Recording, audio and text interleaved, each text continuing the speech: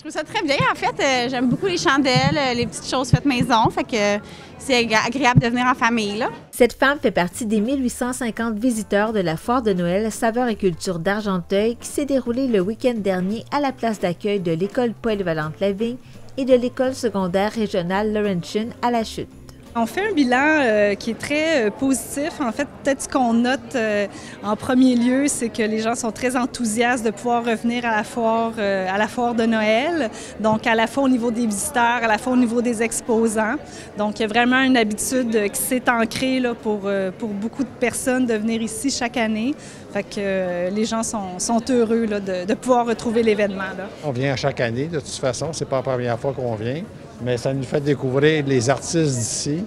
Puis habituellement, on achète toujours quelque chose ici, c'est sûr, parce qu'on a des bons artistes ici. C'est la première fois pour moi que je viens visiter la foire de Noël. Puis c'est vraiment le fun. Il y a beaucoup d'artisans, beaucoup de personnes que c'est leur entreprise. On peut pouvoir mettre de l'argent dans la ville aussi beaucoup, puis encourager le local. Oui, qu'est-ce qui vous interpelle le plus? Quels sont les exposants qui vous intéressent le plus? Bien, moi, c'est surtout tout ce qui est manger. Vu que c'est le temps des fêtes, tout, on prépare pour les cadeaux, puis pour nos recettes aussi. On ne peut pas se tromper ici. On trouve toujours quelque chose de très beau. C'est magnifique. Puis aussi, c'est au point de vue alimentaire aussi. T'sais, on découvre des gens qui font des choses, comment est-ce qu'on dit? Les choses sont alléchantes. Oui, c'est ça, oui. Fait qu'on n'est pas déçus du tout. Autant là, pour quelqu'un qui est artisan, puis que dans l'alimentation aussi. On essaie de sourire avec les yeux. Du côté des exposants, il y en avait moins lors de cette édition-ci, mais la moyenne des recettes de vente par exposant a connu un bond important d'après la MRC d'Argenteuil. On a 40 exposants, donc on a diminué là, d'une quinzaine. Donc on a à la fois là, nos deux grands secteurs, donc l'agroalimentaire et puis les artistes artisans. Donc au niveau agroalimentaire, c'est vraiment varié. On a nos producteurs là, de viande, de bison, d'agneau. On a producteurs vraiment spécialisés dans le piment. On en a un autre qui fait des produits de l'érable, vin d'érable, mousseux à base d'érable. On a le miel, on a Puis au niveau des artistes artisans, bien, on a beaucoup de gens qui travaillent le bois, au niveau des textiles, au niveau du verre, du fer forgé. Donc on a 15 nouveaux exposants cette année. Mon nom est Nadia Thomas. Le nom de la compagnie, c'est Les Divines Pralines. Cette entrepreneuse de Brownsburg-Chatham fait d'ailleurs partie des nouveaux exposants que l'on pouvait retrouver lors de cette 13e édition. C'est ma première expérience. Ça a super bien été. Les gens sont contents d'être là, sont fidèles au rendez-vous. On le voit dans le visage des gens là, qui sont vraiment contents que ça ait eu lieu. Pour moi, en tant qu'entrepreneur, vraiment, ça s'est super bien passé. Première expérience, c'est sûr que j'avais pas d'attente. C'était mes premières expériences, là. Mais quand même, très, très satisfaite du résultat. Un mot aussi sur votre entreprise en tant que telle, la petite histoire, comment ça a été créé? En fait, les Divines Pralines, c'est né d'un cadeau d'hôtesse que je donnais depuis les 6 dernières années à ma famille et mes amis. D'année en année, l'engouement a grandi là, de façon exponentielle. Et puis, je me suis dit cette année, bien là, il y a peut-être quelque chose là finalement. Je voulais pas vraiment me diriger en agroalimentaire depuis le temps. Je me suis dit non, je n'irai pas là. Puis finalement, bien, on est rendu là.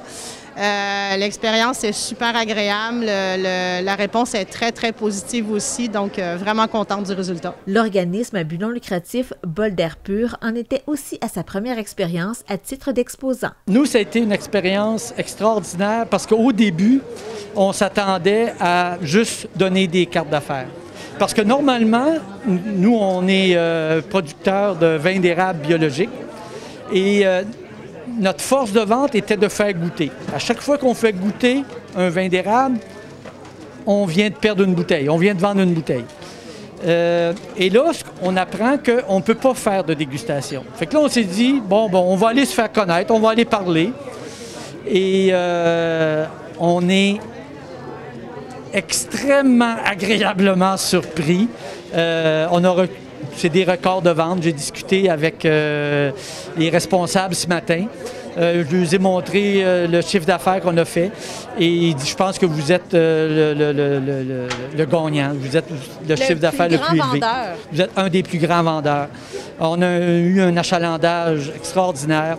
La clientèle ici est extraordinaire. Je tiens à le souligner. C'est des gens qui sont intéressés. C'est des gens qui arrivent près du kiosque et qui ont soif de goûter, de voir nos produits. Et ça, c'est extrêmement encourageant pour nous. Selon la MRC d'Argenteuil, malgré une baisse du nombre de visiteurs par rapport à la dernière édition en 2019, la moyenne d'achat par visiteur a considérablement augmenté puisque les recettes des ventes des 39 exposants en 3 jours s'élèvent à plus de 80 000 $. Cela ne surprend guère le propriétaire de l'entreprise Agneau et Laine d'Argenteuil qui y participe depuis ses débuts. Je me rappelle quand Catherine Lapointe a annoncé qu'elle veut avoir une foire de Noël avec tous les artisans et producteurs. C'est 13 ou 14 années passées et j'ai demandé pour la première table à la porte. Alors je suis ici chaque année avec mes produits.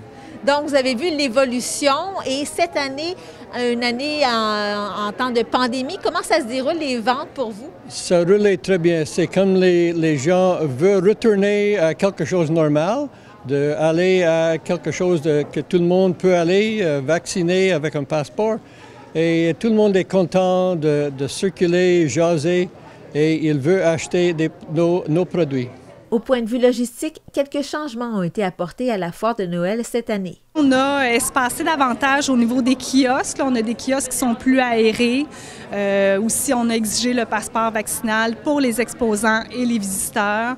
Bon, et puis les mesures qu'on retrouve là, dans chaque commerce, là, donc port du masque, lavage des mains, etc.